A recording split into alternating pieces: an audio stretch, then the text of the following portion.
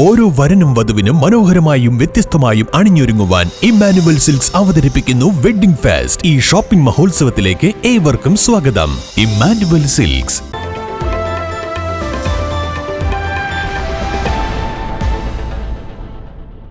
പട്ടാമ്പി ഗുരുവായൂരപ്പൻ ക്ഷേത്രത്തിലും ഏകാദശി ദിനം ഭക്തിസാന്ദ്രമായി ആഘോഷിച്ചു. ദർശനത്തിനും പ്രസാദഊട്ടിലുമായി നിരവധി ഭക്തജനങ്ങൾ ക്ഷേത്രത്തിലെത്തി. ഗുരുവായൂർ ഏകാദശിയോടനുബന്ധിച്ച് പട്ടാമ്പി ഗുരുവായൂരപ്പൻ ക്ഷേത്രത്തിലും വിപുലമായ പരിപാടികൾ നടന്നു.